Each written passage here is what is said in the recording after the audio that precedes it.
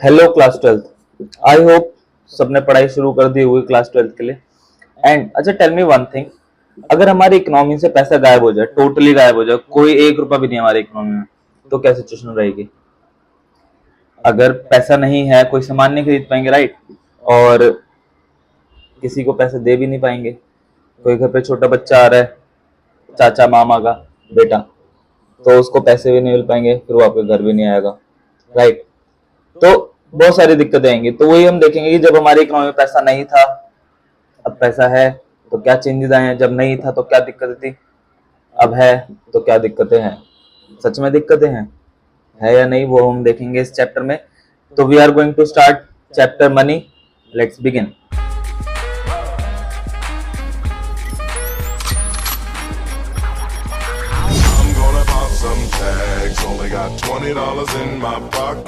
So this is our unit money and banking. Today we'll going to do money and banking के लिए अलग video आएगी। तो today we are going to do money and layout of the chapter is, मतलब कि हम इस chapter में क्या क्या पढ़ेंगे। Meaning of money and evolution of money. Forms of money. Forms of money means कि किस किस तरीके के फॉर्म में अवेलेबल है मनी हमारे इकोनॉमी में। Functions of money. Functions of money का मतलब है कि मनी का काम क्या है बेसिकली, ठीक है, जो कि पेपर में आता है, ये बहुत इंपॉर्टेंट है, ठीक है। दूसरा है हमारा supply of money. Supply of money भी बहुत ज्यादा इंपॉर्टेंट है, ये भी पेपर में पूछ लिया जाता है, ये भी बहुत ज्यादा इंपॉर्टेंट है, ध्यान समझेंगे इसका मतलब क्या होता है, ठीक है। Meaning and evolution of money. पहले हमारा टॉपिक है meaning and evolution of money. Meaning क्या है मनी का? Money is generally defined as a thing that is commonly accepted. ध्यान समझेंगे, कॉमनली एक्सेप्टेड। मनी को कोई भी मना नहीं कर सकता है लेने के लिए, और कौन क्यों ही मना करेगा, right? As a medium of exchange. Medium of exchange का यहाँ पे मतलब क्या है कि मनी का एक मीडियम की तरह यूज होता है किसी भी चीज को एक्सचेंज करने के लिए, ठीक है। सामान ले जा रहे हैं तो पैसे दे दिए, उसके बदले सामान ले लिया, ठीक है। फॉर एग्जाम्पल पैसे दे दो, जूते ले लो, ठीक है। तो पैसे यहाँ पे क्या है, किस तरीके से काम आ रहा है? Medium of exchange, right. Next is evolution of money, कि मनी का कैसे इवॉल्व हुआ। पहले हमारा जो मनी था वो किस तरीके कैसे यूज किया जाता था, अब कैसे यूज किया जाता है, इवोल्यूशन ऑफ मनी। जो स्टेज वन है, स्टेज वन में क्या है? First is barter system. Barter system क्या होता है? जब हम लोग कमोडिटी के बदले कमोडिटी यूज करते हैं, मतलब कि यहाँ पे एग्जांपल दे रखा है, शूज के बदले क्या है, वीट ले रहा है, और वीट के बदले क्या है, वो उसको शूज दे रहा है, ठीक है। तो यहाँ पे goods are exchange for the goods. Goods क्या है? गुड्स के लिए ही, गुड्स के उससे ही चेंज हो रहे हैं, ठीक है। अब इसको हम लोग कहते हैं barter system. Next is metallic currency. Metallic currency जैसे हमारे एम्पायर होते थे बड़े बड़े, ठीक है, जितनी भी डायनेस्टीज होती थी वो सब क्या यूज करते थे?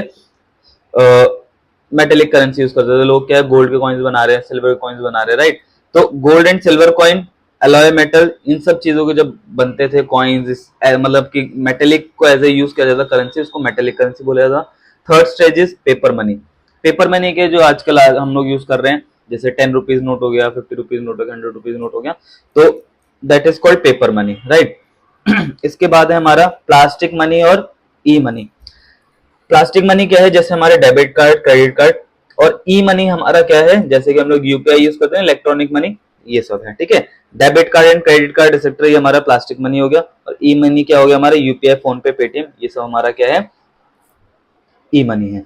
Now barter system. Barter system का मतलब यहाँ पे क्या है? जैसे हमने ऊपर डिस्कस किया कि कमोडिटी के बदले कमोडिटी को हम लोग एक्सचेंज करते थे, वहां पे हमारे पैसे बिल्कुल नहीं लगते थे, ठीक है।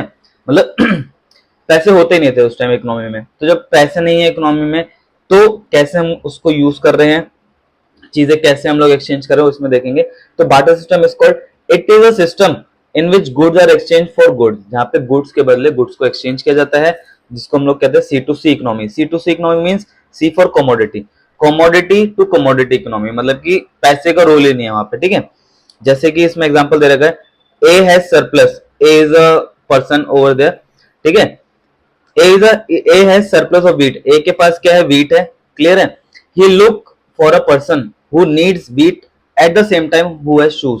अब देखो, ए के पास क्या व्हीट है, बट ए को क्या चाहिए? इसको क्या है? शूज चाहिए। तो अभी उस पर्सन को ढूंढेगा जिसके पास शूज है। उसने ढूंढा कि बी के पास शूज है, ठीक है, इसके पास शूज है, ठीक है, eight the same time who has shoes. अब इसको ये भी देखना है जिसके पास शूज है उसको व्हीट भी चाहिए, ठीक है, ध्यान समझने एग्जाम्पल को। अब इसके पास शूज है, अभी कह रहा है मेरे को तो व्हीट नहीं चाहिए, मेरे को हॉर्स चाहिए, ठीक है। अभी ढूंढेगा कि इसको हॉर्स चाहिए, तो हॉर्स वाले के पास जाएगा। अब हॉर्स कहेगा कि मेरे को शूज तो चाहिए नहीं, मेरे को वीट चाहिए। तो मतलब कितनी कॉम्प्लिकेशन आ रही है, समझ रहे हो। ए के पास वीट है बट उसको शूज चाहिए, तो शूज वाले को वीट नहीं चाहिए, ठीक है।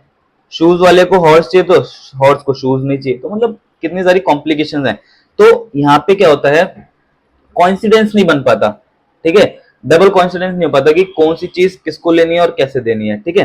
तो it means double coincidence amount, कि अगर यहाँ पे डबल कॉन्सिडेंस होगा कि जो सामान ये दे रहा है उसको भी वही लेना है, तो ये डबल कॉन्सिडेंस हो गया ना। तो सेम ये चीज का मतलब है कि यहाँ पे अगर डबल कॉन्सिडेंस ऑफ वांट है तभी ये सक्सेसफुल हो पाएगा, क्या, बार्टर सिस्टम। क्लियर है। तो मतलब देखो जब पैसा नहीं है तो कितनी दिक्कतें आ रही हैं इकोनॉमी में, कोई चीज एक्सचेंज ही नहीं हो पा रही है। तो बेसिकली क्या मतलब है, बार्टर सिस्टम में डबल कॉन्फिडेंस ऑफ वांट का होना बहुत ही ज्यादा जरूरी है, कि डबल कॉन्फिडेंस नहीं होगा तो वो चीज खरीद ही नहीं पाएंगे। क्लियर। अभी ड्रॉबैक्स, ड्रॉबैक्स का मतलब है यहाँ पे लिमिटेशंस, राइट। लिमिटेशंस पेपर में आपसे पूछ लिया जाएगा, what are the limitations of barter system, what are the drawbacks of barter system, what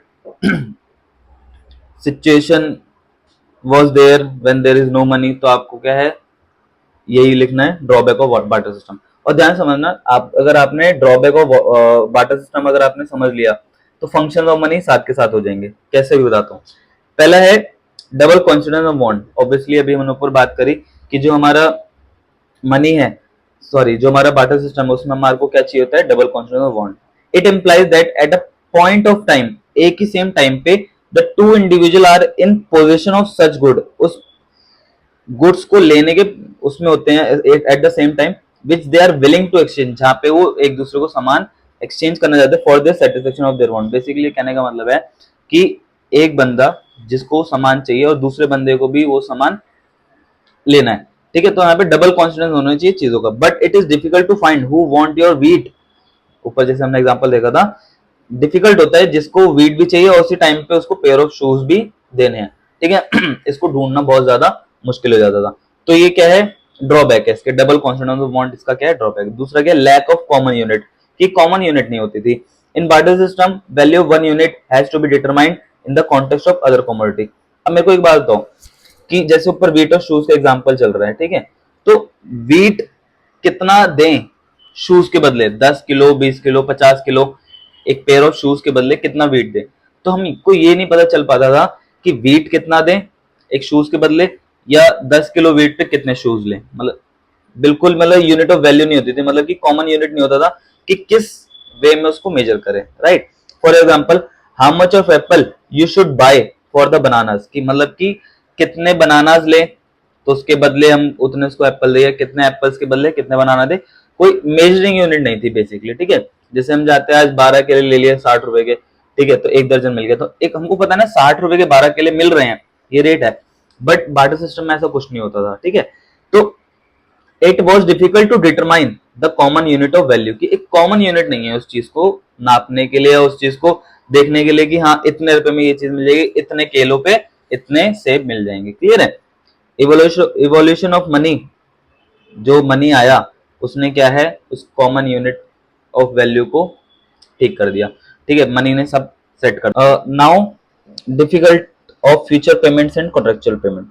basically जैसे कि आज मैंने सेट कर दिया कि मेरे को 10 kgs पे एक पेयर ऑफ शूज चाहिए, क्या 3 दिन बाद भी क्या सेम रहेगा कुछ, मतलब कि आज अगर हम दोनों के बीच में क्या है कि 10 kgs of shoes, sorry 10 kgs of wheat और 1 पेयर ऑफ शूज है, क्या दूसरे भी इससे एग्री होंगे, ठीक है। तो यहाँ पे क्या है दिक्कत आती थी, क्या both parties debtor and creditor run at risk of fluctuation in value of good exchange, मतलब कि जो भी फ्लक्चुएशन होगी उस गुड्स एंड गुड्स की, उसमें वो क्या होगा, उनको रिस्क लेना पड़ेगा बेसिकली इन द सेंस कि फ्यूचर पेमेंट्स यहाँ पे होना बहुत ज्यादा मुश्किल होता था। क्लियर है। Difficulty of storage of value, मतलब कि अब किसी, मेरे को एक बात बताओ कि अगर किसी ने मेरे को 100 kg का एप्पल दिया और मैंने सेट भी कर लिए, उसके बदले मैंने उसको सामान दे दिया कुछ, ठीक है, और दोनों ने एग्री कर लिया, तो 100 kg ऑफ एप्पल रखना मेरे लिए क्या सूटेबल होगा, मतलब कि ट्रांसपोर्ट करने में दिक्कत आएगी, ठीक है, इधर से उधर ले जाने में दिक्कत आएगी ट्रांसपोर्टिंग में।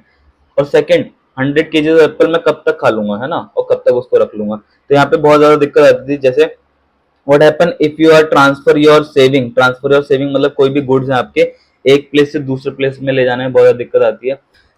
जैसे कि किसी ने मेरे को बहुत सारे वुड्स दे दिए, ठीक है, मतलब कि लकड़ियां दे दी, और लकड़ी के बदले उसने मेरे से कुछ सामान ले लिया, तो उस लकड़ी जहाँ पे उसने मेरे को दी है वहां पे मेरे को नहीं चाहिए, कहीं और लेके जाने, इधर उधर ले जाने में दिक्कत आएगी ना। तो ये कह रहा है कि स्टोरेज ऑफ वैल्यू, वैल्यू को स्टोर करने में बहुत ज्यादा दिक्कत आती थी, क्लियर है, और वो बहुत ज्यादा एक्सपेंसिव भी पड़ता था इधर से उधर ले जाने करने में, ठीक है।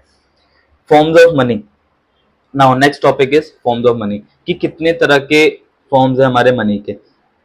First is fiat money, second is fiduciary money, full body money and credit money. Paper में आता है, पूछ लेता है कि क्या क्या फॉर्म्स ऑफ मनी है, ठीक है। तो पहले आपका फिएट मनी, फिएट मनी क्या होता है, it refers to that money which is issued by order authority of the government. ध्यान समझना कि ये ऐसी मनी है जहाँ के मतलब गवर्नमेंट के थ्रू इशू की जाती है, कोई भी इसको एक्सेप्ट करने से मना नहीं कर सकता। जैसे कि आपके 500 का नोट है, अगर आप किसी को दोगे तो वो मना नहीं करेगा उसको एक्सेप्ट करने में। Basically it include all the notes and the coins which the people in a country are legally bound to accept it. सारे क्या है, लीगली बाउंड होते हैं उसको एक्सेप्ट करने के लिए, कोई भी इसको डिनाई नहीं कर सकता एक्सेप्ट करने के लिए, क्लियर है। Second, fiduciary money. Fiduciary money क्या है, it refers to that money which is accepted as medium of exchange. अब यहाँ पे क्या है, मीडियम ऑफ एक्सचेंज की तरह यूज किया जाता है, because it has because of the trust not on the basis of any order of the government. यहाँ पे क्या है, गवर्नमेंट ऑर्डर नहीं करती है, ठीक है, गवर्नमेंट ऑर्डर नहीं करती है, मतलब बेसिकली जैसे आपको एग्जांपल देता हूँ, चेक, ठीक है, मैं आपको डिनाई कर सकता हूँ कि मेरे को चेक एक्सेप्ट नहीं करना है, मेरे को कैश ही चाहिए, ठीक है, बट कैश के लिए कोई मना नहीं कर सकता कि मेरे को कैश नहीं चाहिए, अब मेरे को कोई और मोड ऑफ पेमेंट करो, ठीक है।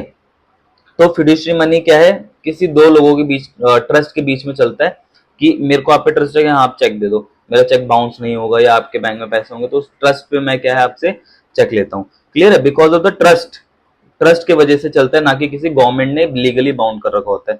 फॉर एग्जाम्पल चेक या क्रेडिट कार्ड, ये सब क्या होता है, आपके फिड्यूशियरी मनी है, क्लियर है। तो अभी तक हमने दो देखे, fiat money and fiduciary money. Fiat money कौन सी मनी होती है, जो कि गवर्नमेंट हमको अप्रूव करती है, ठीक है, लीगली बाउंड होते हैं हम लोग उसको यूज करने के लिए, और कोई भी उसको मना नहीं कर सकता एक्सेप्ट करने के लिए। सेकंड हमने क्या देखा, फिड्यूशियरी मनी। फिड्यूशियरी मनी क्या होता है कि किसी दो जनों के ट्रस्ट के बीच में चलता है, ठीक है, कि ट्रस्ट है, हाँ मैं उसको एक्सेप्ट कर सकता हूँ, बट गवर्नमेंट इस पे कोई रोल प्ले नहीं करती है, गवर्नमेंट नहीं बोलती कि कंपलसरी है आप इसको एक्सेप्ट करो, ठीक है, as a medium of exchange. जैसे कि आपका एग्जांपल है चेक और credit card, clear. Next is full bodied money. Full bodied money क्या है, it refers to money in terms of coin whose commodity value is equal to the money value and the when these are issued. Basically कहने का मतलब है कि जैसे मैंने आपका मनी है, 1 रुपए का कॉइन है, कॉइन ले लेते हैं, ठीक है, और इसकी वैल्यू उतनी है जितनी इसको पिघलाया जाए, मतलब कि एक कॉइन को मेल्ट किया जाए और उसको मेल्ट करके बेचा जाए, दोनों की वैल्यू इक्वल हो। जैसे कि 1 रुपए कॉइन इज 1 रुपीज का, ठीक है, और उसको पिघला के मेल्ट करके अगर उसको बेचे तो भी वो 1 रुपए का ही जा रहा है, तो इसको बोलते हैं फुल बॉडीड मनी, ठीक है। तो money is equal to commodity value, money value is equal to commodity value is equal, इसी को हम लोग क्या बोलते हैं, फुल बॉडीड मनी, ठीक है। जैसे 1 ग्राम गोल्ड, 1 ग्राम गोल्ड आप कभी भी खरीदने जाओगे तो 1 रुपीज का तो मिलेगा नहीं, राइट, जब उसको पिघला के बेचेंगे वो उतने का ही पड़ेगा जितने का आपका 1 ग्राम गोल्ड कॉइन है, ठीक है। अभी यहाँ पे हम लोग मेकिंग चार्जेस साइड रख देते हैं, ठीक है, जीएसटी वगैरह साइड रख देते हैं, अभी उसकी सिर्फ वैल्यू की बात करते हैं। 1 गोल्ड कॉइन की वैल्यू क्या होगी, जो उस गोल्ड कॉइन की वैल्यू है, क्लियर है, इसको हम लोग फुल बॉडीड मनी कहते हैं। अच्छा टेल मी वन थिंग, आपको पता है कि जो हमारा नोट है 500 रुपए का, 20 रुपए का, 10 रुपए का, कितने रुपए के बनते हैं वो। जैसे 500 रुपीज का नोट है ना, वो आपका बनता है 2 रुपीज .29 समथिंग अप्रोक्स है ये, कि जो आपका 500 रुपए का नोट है और कितने रुपए का बनता है, 2 रुपए का एक, ठीक है। तो वही आगे पढ़ेंगे क्रेडिट मनी। बट इनमें credit money, it refers to that money of which money value is more than, money की वैल्यू ज्यादा होती है कंपेरेटिवली उस कमोडिटी वैल्यू। जैसे मैंने अभी आपको एग्जांपल दिया, 500 रुपए का नोट है, 500 रुपए का नोट की वैल्यू क्या है, 500 रुपए, बट उसको मेकिंग चार्जेस मतलब बनने में कितना खर्चा आया है, वो 2 रुपए आया, क्लियर है, इसी को हम लोग बोलते हैं क्रेडिट मनी। तो अभी हमने फॉर्म्स ऑफ मनी 4 पढ़ी। पहला क्या है, फिएट मनी, जो कि गवर्नमेंट के थ्रू होता है इशू, कोई इसको मना नहीं कर सकता एक्सेप्ट करने के लिए, जैसे आपके नोट्स, कॉइन्स वगैरह सब। फिड्यूशियरी मनी, फिड्यूशियरी मनी वो क्या होता है, जो आपके दो जनों के ट्रस्ट के बीच में है, ठीक है, दोनों के ट्रस्ट के बीच में चल रहा है, और जैसे कि चेक्स वगैरह हो गए। फुल बॉडीड मनी, जिसकी कमोडिटी वैल्यू और मनी वैल्यू सेम है। क्रेडिट मनी, जिसकी मनी वैल्यू ज्यादा है और कमोडिटी वैल्यू कम है, ठीक है। आई होप यहाँ तक सबको समझ में आ गया होगा। आगे चलते हैं हम लोग, functions of money. Function of money क्या, very very very important topic, और पेपर में आता ही आता है कि फंक्शन पूछ लिया डायरेक्टली, ये कौन सा फंक्शन है मनी का, ठीक है। चलो पहले प्राइमरी फंक्शन, दूसरा सेकेंडरी फंक्शन। प्राइमरी फंक्शन का मतलब क्या होता है, मेन फंक्शन, मनी का जो मेन काम है ये है, और सेकेंडरी फंक्शन जो मेन काम के अलावा और भी काम कर सकता है मनी। पहला है मीडियम ऑफ एक्सचेंज, ध्यान से समझना, जो जितने भी हमने ड्रॉबैक्स उसके पढ़े थे, किसके, बार्टर सिस्टम के, वो सारे ड्रॉबैक्स हमारे किस में यूज होंगे, फंक्शन ऑफ मनी में। Clear. Now medium of exchange. Medium of exchange का मतलब क्या होता है, सामान को, मतलब मनी क्या एक मीडियम होता है एक्सचेंज करने में, ठीक है। मेजर ऑफ वैल्यू, अब क्या है, मनी ने क्या है, मेजर ऑफ वैल्यू की दिक्कत हटा दी जो हमारी बार्टर सिस्टम में होती थी, राइट। सेकंड है स्टैंडर्ड डिफर्ड पेमेंट, आपको आपने हम ऊपर जो पढ़ा था फ्यूचर पेमेंट्स का, ठीक है। Deferred payment is called future payment, यहाँ पे हम लोग फ्यूचर पेमेंट भी कर सकते हैं, किसके थ्रू, मनी के थ्रू, ठीक है। Transfer of value, transfer of value क्या है यहाँ पे, अब वैल्यू जो है उसकी मनी की, उसको ट्रांसफर कर सकते हैं। Store of value, store of value यहाँ पे क्या है कि अब मनी को हम लोग क्या स्टोर करके रख सकते हैं। स्टोर रख के कैसे कि पहले हमारे पास जैसे गुड्स होते थे, जैसे हमने एप्पल का एग्जांपल लिया था, पेरिशेबल गुड्स होते हैं, वो जल्दी खराब हो जाते हैं, उसको स्टोर करके रख सकते हैं। बट यहाँ पे हम गोल्ड को, कॉइन्स को और नोट्स को क्या है, स्टोर करके रख सकते हैं। ट्रांसफर ऑफ वैल्यू आगे देखते हैं और अच्छे से। Medium of exchange, medium of exchange क्या है, money act as a medium for sale and purchase of good and services. Money क्या है, एक मीडियम की तरह काम करता है, मीडियम एक्सचेंज की तरह काम करता है, और इसने क्या एलिमिनेट किया है, डबल कॉन्सिडेंस ऑफ बॉन्ड, जो हमने ऊपर पढ़ा था, ठीक है। दूसरा है मेजर ऑफ वैल्यू और unit of value. Money serve as a measure of value. अब यहाँ पे क्या है, हम लोग मेजर कर सकते हैं कि 60 रुपए के 12 बनाना ले सकते हैं, या 1 kg जो है बीट का कितने रुपए का है, 30-40 रुपीज जितने का भी है, ठीक है। तो हम यहाँ पे मेजर कर सकते हैं कि एक ये अंकल है वो बता रहे हैं कि 20 रुपीज ईच का एक ऑरेंज है, और एप्पल क्या है 10 रुपीज ईच का है, ठीक है। स्टैंडर्ड ऑफ डिफर्ड पेमेंट, अब यहाँ पे हम लोग फ्यूचर पेमेंट भी कर सकते हैं। Deferred payment refers to those payments which are made sometime in future, जो कि फ्यूचर में पेमेंट कर सकते थे, बट उसमें क्या होता था, बार्टर सिस्टम में हम फ्यूचर पेमेंट्स नहीं कर पाते थे, राइट। तो which are made sometime in future, we can borrow and money return in with investment, sorry interest. अब यहाँ पे क्या है, मनी को क्या है हम लोग क्या है इंटरेस्ट के साथ क्या है दे सकते हैं, बट जो बार्टर सिस्टम होता था वहां पे इंटरेस्ट के साथ नहीं दे सकते थे। मैं आपको दोनों का ना डिफरेंशिएट बताते चल रहा हूँ, कई बार पेपर में डिफरेंशिएट भी आ जाता है, रेयर चांसेस होते हैं, बट पता होना चाहिए कि बार्टर सिस्टम ने क्या क्या दिक्कत हुई और मनी ने उसको कैसे ओवरकम किया। पेपर में डायरेक्ट क्वेश्चन आता है, how many overcome the barter system, तो आपको सारे फंक्शन लिख देना कि कैसे उसको एलिमिनेट किया। Store of value, it implies the store of wealth. अब पहले क्या है, हम लोग स्टोर नहीं कर पाते थे किसको, पेरिशेबल गुड्स को, ठीक है, क्योंकि हमको कमोडिटी मिल रहा है, बट यहाँ पे क्या है, हम लोग क्या है अब पैसों को क्या है स्टोर करके रख सकते हैं, जैसे कि एफडीआर, फिक्स डिपॉजिट रिसिप्ट, मतलब कि एफडीज कराते हैं ना लोग कि 10 साल के लिए एफडी करा, 10 साल के बाद हमको पैसा मिल जाएगा, ठीक है, ये सब चीजें। दूसरा है transfer of value, money serve as convenient mode of transfer of value. अब यहाँ पे क्या है, ट्रांसफर ऑफ वैल्यू का मतलब क्या है, मनी क्या है, जैसे बार्टर सिस्टम में क्या होता था, हम लोग ट्रांसफर नहीं कर सकते थे, ये जो है सामान किसी और को दे देना, कोई और ले, तो वहां पे तो कॉन्सिडेंस ऑफ बॉन्ड की दिक्कत होती थी, बट यहाँ पे क्या है, मनी को हम लोग ट्रांसफर कर सकते हैं, ठीक है। जैसे बार्टर सिस्टम में क्या है, सामान इधर से उधर ले जाने में दिक्कत होती थी, ठीक है, तो यहाँ पे क्या है, मनी को ट्रांसफर करने में कोई दिक्कत नहीं होती, कोई भी सेट कर लेता है, और अब तो यूपीआई वगैरह भी आ गया हमारे पास, ठीक है, तो यूपीआई पेमेंट, ई बैंकिंग, इससे क्या है ट्रांसफर हो जाते हैं पैसे, बट बार्टर सिस्टम में ऐसा कोई सिस्टम होता नहीं था। Money can be convenient transferred और can be e transferred to any part of the world, किसी पार्ट ऑफ द वर्ल्ड में उसको क्या है ट्रांसफर कर सकते हैं। Now money supply, this is the last topic, ठीक है, और बहुत ही इंपॉर्टेंट टॉपिक है, वेरी इंपॉर्टेंट। तो यहाँ अभी तक हमने क्या क्या पढ़ा, फॉर्म्स ऑफ मनी, ठीक है, उसके बाद हमने पढ़ा फंक्शन ऑफ मनी। बहुत इजी चैप्टर है, बहुत ही जनरल टॉपिक है ना, इसको हम लोग एक बार पढ़ेंगे और कुछ टर्म्स याद कर लेंगे, technical terms as an economics, तो बहुत अच्छे से याद हो जाएगा, ठीक है। मनी सप्लाई ध्यान समझना, थोड़ा सा अच्छा टॉपिक है और थोड़ा सा आप समझने लायक भी है, तो इसको चलिए शुरू करते हैं। Money supply, money held by public, ध्यान समझना मैं जो चीजें बताऊंगा, मनी जो पब्लिक के पास होता है, ठीक है, of the country at a point of time, एक पॉइंट ऑफ टाइम पे, ध्यान समझना, एक पॉइंट ऑफ टाइम पे, money held by public of a country at a point of time, उसको कहते हैं मनी सप्लाई, ठीक है, अभी खत्म नहीं हुआ। तो पब्लिक जैसे इंडिविजुअल भी होगा, बिजनेस फर्म भी होगा, ठीक है। यहाँ public as an whole public की बात करी जा रही है, ठीक है। उसमें आपके इंडिविजुअल भी आ जाएंगे, बिजनेस फर्म भी। तो मैंने क्या बताया, मनी हेल्ड बाय पब्लिक, ठीक है, of a country at a point of time, एक पॉइंट ऑफ टाइम पे, ठीक है।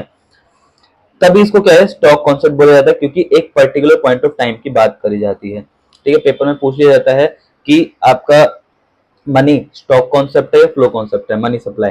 तो मनी सप्लाई आपका स्टॉक कॉन्सेप्ट है, ध्यान रखना पेपर में, ठीक है। और इसके अंदर क्या इंक्लूड नहीं होता है, stock of money held by government, government के पास जितना भी पैसा है वो मनी सप्लाई में इंक्लूड नहीं होगा। Stock of money held by banking system, banking system के पास, जैसे आरबीआई, ठीक है, उसके पास जितना पैसा है वो उसमें इंक्लूड नहीं होगा। क्यों? क्योंकि ये सप्लायर है मनी के, ठीक है, ये मनी मनी सप्लाई करते हैं, ठीक है। हमको यहाँ पे सप्लायर है और हमको ये बताने कि आज के टाइम पे मनी कितना है हमारे इकोनॉमी में, that is called money supply. तो इसमें क्या क्या इंक्लूड होता है, अभी देखते हैं। हमारे 4 मेजर ऑफ मनी सप्लाई हैं, जिसमें आपको सिर्फ M1 करना है, M2 M3 M4 आपके सिलेबस का पार्ट नहीं है, तो इसमें सिर्फ हम लोग M1 करेंगे, ठीक है। M1 में क्या क्या आता है, measure of money supply M1, ठीक है। C is for currency held with public, DD is demand deposit of the people with commercial bank, ध्यान समझना, डिमांड डिपॉजिट, डिमांड डिपॉजिट क्या होता है बताता हूँ, ठीक है।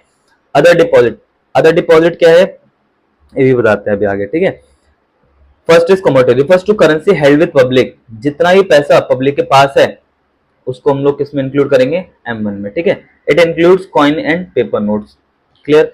दूसरा हमारा demand deposit, demand deposit of the people with commercial bank.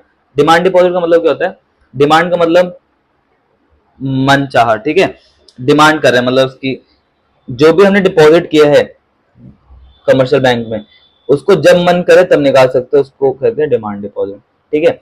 Demand deposit with the commercial bank, these are chequable deposit. Chequable deposit का यहाँ पे मतलब क्या है कि कभी भी उसको निकाल सकते हैं, checkable. Which can be withdrawn और ट्रांसफर ऑन डिमांड, कभी भी किसी भी टाइम पे हम उसको क्या है निकाल सकते हैं और ट्रांसफर कर सकते हैं। सेविंग एंड करंट अकाउंट में जितना ही पैसा होता है सेविंग अकाउंट और करंट अकाउंट में, ये सारा आपका किस में इंक्लूड होगा, डिमांड डिपॉजिट में, क्लियर है। अदर डिपॉजिट, अदर डिपॉजिट, अब अदर डिपॉजिट कौन कौन से हैं, demand deposit with RBI of public financial institution, ध्यान समझना, जो डिमांड डिपॉजिट आरबीआई के पास है, ठीक है, डिमांड डिपॉजिट विद आरबीआई किसका, पब्लिक इंस्टीट्यूशन का, वो भी हमारा किस में काउंट होगा, मनी सप्लाई के अंदर, ठीक है। डिमांड डिपॉजिट, ध्यान समझना, डिमांड डिपॉजिट बोला जा रहा है, ठीक है। Demand deposit with RBI of foreign central bank and government, कि हमारा जो डिमांड डिपॉजिट है आरबीआई का या किसी फॉरेन का, वो किसके पास सबमिट है, आरबीआई के पास, ठीक है, या फॉरेन सेंट्रल बैंक या किसी भी, या हमारे गवर्नमेंट का भी अगर सबमिट है आरबीआई के पास, वो भी किस में इंक्लूड होगा, मनी सप्लाई के अंदर। Demand deposit of international financial institution, ये भी जितना भी डिमांड डिपॉजिट है इंटरनेशनल फाइनेंशियल इंस्टीट्यूशन का या आईएमएफ का, वर्ल्ड बैंक का, वो भी हमारा किस में इंक्लूड होगा, मनी सप्लाई के अंदर। तो हमने क्या देखा, एमएन के अंदर 3 चीजें हैं, पहला है currency with public, currency held with public, ठीक है। सेकंड है हमारा डिमांड डिपॉजिट, थर्ड है हमारा अदर डिपॉजिट्स। ये 3 चीजें हमारे क्या है M1 में इंक्लूड होती है, क्लियर है। M2 M3 M4 ये आपके सिलेबस का पार्ट नहीं है, फिर भी बता देता हूँ। M2 के अंदर क्या आता है, M1 और deposit with post office, with post office saving bank account. अब होता है कि पोस्ट ऑफिस सिर्फ चिट्ठियां नहीं बांटता है, वो क्या करता है, अकाउंट्स भी होते हैं उनके पास, सेविंग अकाउंट्स भी होते हैं, वो अपने पास क्या है पैसे भी जमा करता है, ठीक है। थर्ड इज M3, M1 इसमें क्या M1 इंक्लूड होगा, और net time deposit with commercial bank. Time deposit का मतलब क्या है, जितने भी हमारे जैसे एफडीज होते हैं ना, उसको हम लोग टाइम डिपॉजिट्स कहते हैं, ठीक है।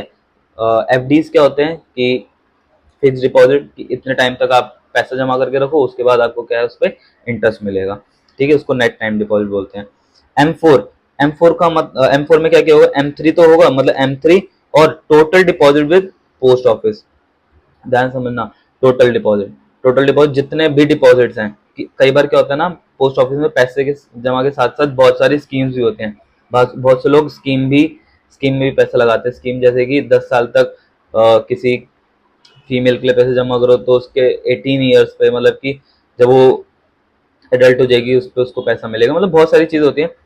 बट इसमें क्या इंक्लूड नहीं होता, other then in form of national saving certificate, national saving certificate इसमें इंक्लूड नहीं होता। अब इंपॉर्टेंट पॉइंट जो कि पेपर में पूछे जाते हैं, पेपर में जाने जाते हैं, पहले तो मनी सप्लाई क्या होता है, मनी सप्लाई पूछेंगे। सेकंड क्या है, मेजर ऑफ मनी सप्लाई, जो आपके M1 है सर वही पेपर में आएगा, उसके अलावा और कुछ नहीं आएगा। ठीक है, इंपॉर्टेंट पॉइंट्स क्या, इंपॉर्टेंट पॉइंट्स है, M1 is the most liquid than M4। ध्यान से समझना, यहाँ पे लिक्विड का मतलब क्या है, पानी नहीं है यहाँ पे। ठीक है, जब भी आप कॉमर्स में लिक्विड का मतलब समझे तो लिक्विड का मतलब है जो इजीली कैश में जल्दी कन्वर्ट हो जाता है। ठीक है, लिक्विडिटी। ठीक है, लिक्विडिटी का मतलब होता है कि जो कैश में जल्दी कन्वर्ट हो जाता है। ठीक है, M1 is the most liquid than M4। M1 क्या है, बहुत जल्दी कैश में कन्वर्ट हो जाता है कंपेरेटिवली बाकी मेजर्स ऑफ मनी सप्लाई के। ठीक है, और M1 और M2 इज नैरो। M1 और M2 measure of money supply जो वो नैरो है, छोटा कॉन्सेप्ट है। बाकी M3 एंड M4 क्या है, ब्रॉड कॉन्सेप्ट है। क्लियर है? चलो नाउ लास्ट टॉपिक है छोटा सा, high powered money. High powered money क्या होता है, और इसको जल्दी से खत्म कर दें। High powered money is the sum total of, high powered money में क्या आता है, एक करेंसी हेल्ड बाय पब्लिक की जो करेंसी है पब्लिक के पास वो आता है। सेकंड क्या आता है, vault cash of the commercial bank, cash reserve held by the bank itself over and above the mandate CRR amount, cash reserve of the commercial bank with the RBI. ध्यान समझो, इसका मतलब क्या है कि यहाँ पे एक तो पैसा आ गया किसका, करेंसी हेल्ड बाय पब्लिक या पीपल। दूसरा आ गया हमारा वॉल्ट कैश और कमर्शियल बैंक के पास जितना भी पैसा रखा हुआ है अपने बैंक में, वो सारा पैसा भी क्या होगा, हाई पावर मनी के अंदर काउंट होगा। दूसरा क्या है, cash reserve of commercial bank with RBI, कि कमर्शियल बैंक का जो भी रिजर्व है आरबीआई के साथ वो भी क्या है इसके अंदर काउंट होगा। ठीक है, इसी को हम लोग क्या बोलते हैं, मॉनेटरी बेस या base money in the economy. This base money is referred as high powered money, इसी को बेस मनी कहते हैं। बेस मनी बेसिकली का मतलब है कि पब्लिक के पास कितना पैसा है, ठीक है, और कमर्शियल बैंक के पास कितना पैसा है और उसने कितना रिजर्व आरबीआई के पास जमा कर रखा है, that is called high powered money. और इसको मॉनेटरी बेस इसलिए कहा जाता है कि कितना पैसा भी हमारे इकोनॉमी में है उससे और कितना पैसा बनाया जाएगा। तो मॉनेटरी बेस क्या है, जैसे कि मैं आपको एग्जांपल देता हूँ, 1000 रुपीज टोटल मिला के क्या है, हाई पावर्ड मनी है, उससे और पैसा बनाया जाएगा। ठीक है, तब इसको मॉनेटरी बेस क्या है बोला जाता है।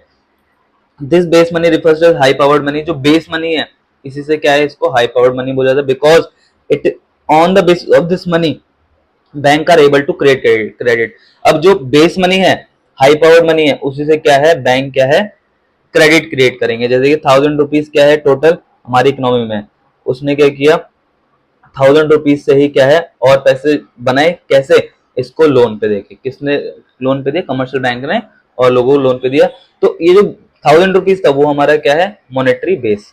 ठीक है, इस बेस मनी से क्या है वो और पैसे आगे बनाते हैं। हाई पावर्ड मनी दस determine the flow, total flow of money in the economy. और हाई पावर्ड मनी क्या है, ही हाई पावर्ड मनी ही क्या है हमारे इकोनॉमी में मनी को फ्लो करता है। Demand deposit which include demand deposit of the bank, और इसके अंदर demand deposit of the bank भी इंक्लूड होता है। चलो बेसिक सा डिफरेंस देख लेते हैं दोनों के बीच में। मनी क्या है, करेंसी प्लस डिमांड डिपॉजिट, और हाई पावर्ड मनी क्या है, currency cash reserve with bank. ठीक है, चैप्टर खत्म हो गया। And do what makes you happy. One more thing, if you want my this handwritten notes, so you can comment on this video and see you in the next video with banking chapter. Bye.